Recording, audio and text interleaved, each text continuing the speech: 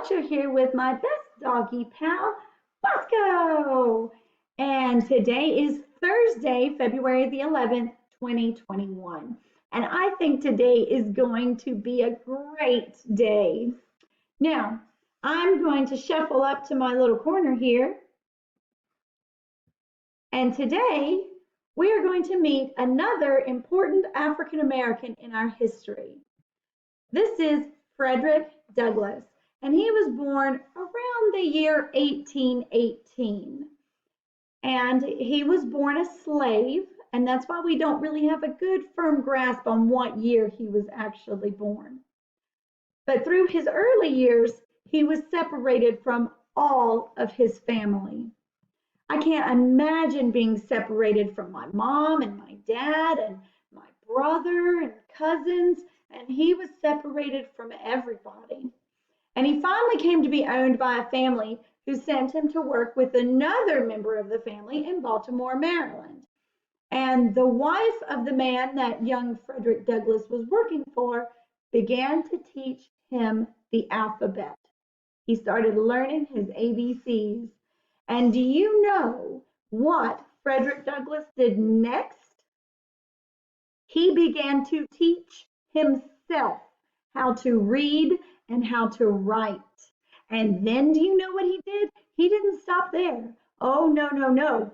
He started to teach other slaves on the plantation how to read as well.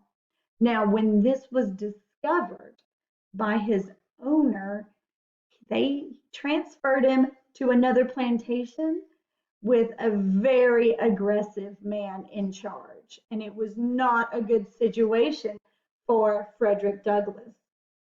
Now, he finally escaped and traveled to New York in 1838, and then, with his wife, moved to Massachusetts, where he began attending abolitionist meetings. Remember, those are people that want to do away with slavery completely. And he was encouraged to become a speaker, and he became a leader for the movement. He went on to tour the United States. He toured Britain and Ireland. He wrote 5 autobiographies about his life and his time in bondage. He wrote a multitude of amazing speeches and even his own newspaper. And he was an advocate for women's rights and specifically the right of women to vote. Douglass's legacy as an author and a leader lives on, and his work served as an inspiration to the civil rights movement of the 1960s and beyond. We've talked about Rosa Parks and Martin Luther King Jr. Well, here Frederick Douglass is setting the background for that. Is his being an inspiration for those future leaders of the civil rights movement in America. Now, there are no birthdays to celebrate today, so happy unbirthday to all Mustangs. Happy unbirthday to you too, Bosco. It's not his birthday either. So, lunch for today will be chicken and waffles. So get ready for some chicken nuggets, a Dutch waffle, sweet potato fries, steamed broccoli, fruit, and your choice of milk. Lunch for Friday is one of my all-time favorites. I think I could eat this food for any meal of the day, and it is spaghetti. So lunch for tomorrow is spaghetti with a garlic breadstick, salad with ranch dressing, seasoned green beans, fruit, and your choice of milk. Now, as I've been telling you, we have a new date for makeup pictures. They're now going to be on Thursday, February the 25th. Remember, these pictures are for anyone who did not get their pictures made in the fall, or for anyone who did get their pictures made in the fall but weren't happy with them and want them done again. Remember, we'd like to have everybody's picture for the yearbook if possible. So if you are since it's a Thursday, if you're a B-Day student having retakes done, you'll have them done while you're at school on the 25th. If you are remote that day for our A-Day students, or you are all virtual, you will have to make an appointment to come in and have your picture made on that date between 3:15 and 4:15. And I'll keep announcing it so we don't forget. Now, also something we don't want to forget is to spread the word about any future Mustangs that need to register for pre-K or for kindergarten next year in the fall for the next school year. And they can do that by going to the Washington County Schools webpage. And there is a link for pre-K and kindergarten registration. All right, Mustangs, I'm going to shuffle up to my little corner here. Now it is time for us to talk about what it means to be a Mustang. We've covered the letter M. Mustangs are mannerly and motivated. We've talked about the letter U. Mustangs are understanding and unique. We've covered the letter S. Mustangs are studious and special. We've talked about the letter T. Mustangs are trustworthy and thoughtful.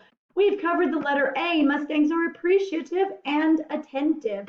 We've talked about the letter N. Mustangs never, ever, ever give up, and Mustangs are notable. Yesterday, we did the first positive trait for the letter G. Mustangs are generous. Today, we learn our final positive Mustang trait, what it means to be a Mustang. This is a good one. Mustangs are goal-driven. And this means that we have goals that we want to achieve, and we are going to work hard to meet those goals, right? Now, you don't want to set a goal that's impossible, right? Like I wouldn't set a goal for myself that I'm going to be the first person on Mars. At this point in my life, that's not a possibility. I'm also afraid of flying. So I'm probably not going to get to travel to Mars. That may be a goal for some of you, but it's not going to work for me. It's impossible. But I could set a goal to learn a new song on my piano. And that's something that I can achieve with a little bit of work, right? So make sure your goals are something you want to achieve and something that with a little work you can achieve. But listen, this is important. Don't get frustrated if you can't do it right away. I started taking piano lessons when I was 6 years old, and I hated every minute of it, and I was so frustrated because I couldn't just sit down and do it until I found a song that I really, really liked and really, really wanted to learn, and then just took off after that and took piano lessons until I was in college. But it takes some work. So don't get frustrated if you can't do it right away or you can't achieve your goal right away. Remember, Mustangs never give up. So right now, I want everyone's attention because I'm going to introduce you to a very important word. And that word is the word yet. Can you say the word yet? It's a pretty easy word, isn't it? And if you ever feel frustrated about reaching a goal, don't ever say that you can't do it. Take that statement and add the word yet to the end. Like this, let me show you. I can't ride a bike yet, right? I can't play that song yet. I can't read 1,000,000 words in a school year yet. See how that works? Maybe you can't do it yet, but with a little bit of hard work or practice or time, you will. Remember, Mustangs by nature are goal-driven, and we are driven to work hard and never give up and meet those goals. Now, if everyone will please join me in the Pledge of Allegiance. I pledge allegiance to the flag of the United States of America and to the republic for which it stands, one nation, under God, indivisible, with liberty and justice for all. Okay, Mustangs, that's all for now. Everyone have a thrilling, thoughtful, goal-driven Thursday. And as always, be excellent to each other.